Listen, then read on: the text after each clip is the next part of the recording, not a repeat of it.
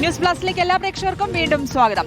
Palakkad college വിദ്യാർത്ഥികൾക്ക് ലഹരി മരുന്ന് എത്തിച്ചു നൽകുന്ന യുവാക്കൾ പോലീസ് പിടിയിൽ. 146 ഗ്രാം മെത്താഫിറ്റാമിനുമായി പാലക്കാട് സ്വദേശികളാണ് പോലീസ് പിടിയിലായത്. കസബ പോലീസും ലഹരി വിരുദ്ധ സ്ക്വാഡും നടത്തിയ വാഹന പരിശോധനയ്ക്കിടയിലാണ് മെത്താഫിറ്റാമിനുമായി യുവാക്കൾ പിടിയിലായത്.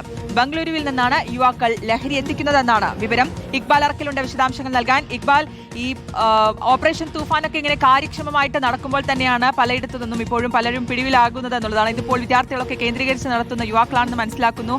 എന്താണ് എങ്ങനെയായിരുന്നു ഇവരുടെ പ്രവർത്തനം, എങ്ങനെയാണ് ഇവരിലേക്ക് എത്തുന്നത് അന്വേഷണ സംഘം?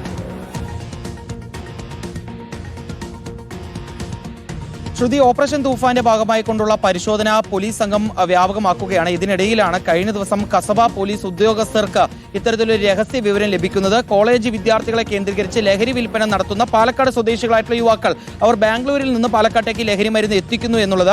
ഈ വിവരത്തിന്റെ അടിസ്ഥാനത്തിലാണ് കസബ ഇൻസ്പെക്ടറായിട്ടുള്ള ആർ ഹേമലതയും അതുപോലെ തന്നെ ലഹരി വിരുദ്ധ സ്ക്വാഡിന്റെ SI ആയിട്ടുള്ള H ഹർഷാദും ചേർന്ന് കഞ്ചിക്കോട് വാഹന പരിശോധന നടത്തുന്നത്.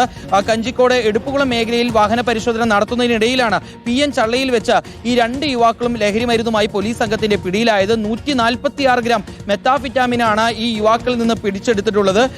കുന്നത്തൂർ മേട് സ്വദേശിയായിട്ടുള്ള ആകാശ്, അതുപോലെ തന്നെ കല്ലേപ്പുള്ളി, കറുപ്പത്ത് ജിഷ്ണുലാൽ എന്നിവരാണ് ഇപ്പോൾ കസബ പോലീസിന്റെ പിടിയിലായിട്ടുള്ളത്.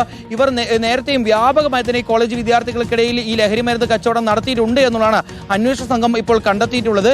ഏതായാലും ഇവരെ ഇപ്പോൾ പോലീസ് സംഘം വിശദമായി ചോദ്യം ചെയ്യുകയും അതിനുശേഷം ഇപ്പോൾ നടപടി സ്വീകരിച്ച് കോടതിയിൽ ഹാജരാക്കി റിമാൻഡ് ചെയ്യുകയും ചെയ്തിട്ടുണ്ട്. ഇവരെ ചോദ്യം ചെയ്തതിൽ നിന്ന് നിർണായകമായിട്ടുള്ള ചില വിവരങ്ങൾ പോലീസ് സംഘത്തിന് ലഭിച്ചിട്ടുണ്ട്.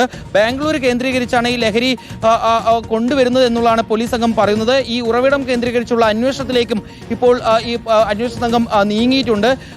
വിദ്യാർത്ഥികൾക്ക് ഏതൊക്കെ വിദ്യാർത്ഥികൾക്ക് ഏതൊക്കെ കോളേജ് കേന്ദ്രീകരിച്ചാണ് ലഹരി കച്ചവടം നടത്തിയത് എന്നുൾപ്പെടെയുള്ള കണ്ടെത്താനുള്ള നീക്കത്തിലേക്കും അന്വേഷണ സംഘം കടന്നിരിക്കുകയാണ്. ശ്രുതി, ഓക്കെ, ഇക്ബാൽ അർക്കലാണ് വിശദാംശങ്ങൾ നൽകിയത്.